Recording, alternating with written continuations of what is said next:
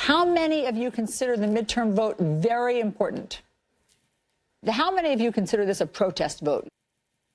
Dale, I'll start with you. I've been a lifelong Republican since the day I turned 18. For the first time in my life, I'm going to vote a straight Democratic ticket in midterms. Is if they're connected to Donald Trump, they are not connected to me. So you now are no longer a Republican? I am not, no. I changed my registration to independent.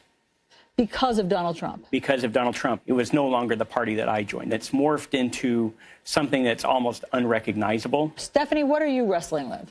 I feel like I'm kind of without a party. You were a lifelong Republican. Right. If somebody had told you, say 15 years ago, that you are preparing to vote a straight up and down Democratic ticket in the midterms, you would have said what to them? Oh, it's crazy.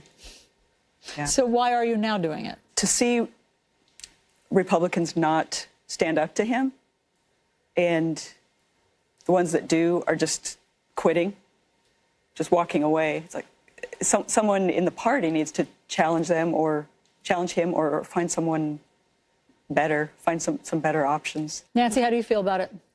I just think there's no values left anymore. There should be values. We have no values. He doesn't have any values. I thought he had values. What made you think that he had values when you voted for him? He was talking about bringing America back, and I'm thinking, oh, these are values. I thought he was more in the middle and not Republican, not to the right, and I thought the left was too far left.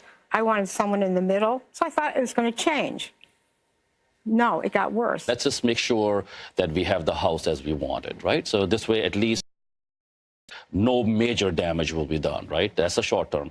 And I think the long term is, I think we need to come up with some solutions. I mean, let's work together. How many of you want Democrats to take the House? Yeah. And we Senate? pray that the Senate will go too. For God's sake, they have to put an end to this mess. Anthony, we interviewed you 11 months ago. Back then, you were on the fence about President Trump. Try to be fair. We were at the first quarter of the game. I would always support the president, especially at the early part of the game. And not to pour salt in a wound, but just to remind you of what you told us back then. Watch this. We do not have a puppet in the White House anymore. That makes your life better. That gives me hope. How do you feel today? We've got a very crazy man driving the train, and he's going to kill this country. And Anthony, are you voting a straight up and down Democratic ticket in the midterm? Not only there, I am actually for the very first time contributing across the board, across the country. And I've never, ever written a check or spent any money on anything political because I'm afraid. I'm afraid. You've never given a nickel. Political contribution. You've never given a nickel for a political contribution, and now you're starting to open your checkbook. Yeah, it's a fear. Mm-hmm. I just want to say to every American that's having trouble with this, I am sorry I voted for him.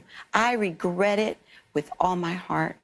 I feel like I've enabled this monster to destroy democracy, destroy everything that is good in this country. You've been an independent for a long time, but now what? No, I'm definitely voting Democrat. I've been knocking on doors. I got a clipboard. You're even canvassing. I am canvassing for a Democrat in Wyoming. That's how strongly you feel. I believe hardly anything the president says, but I do believe he's a danger to this country and to our democracy. I'm going to fight every day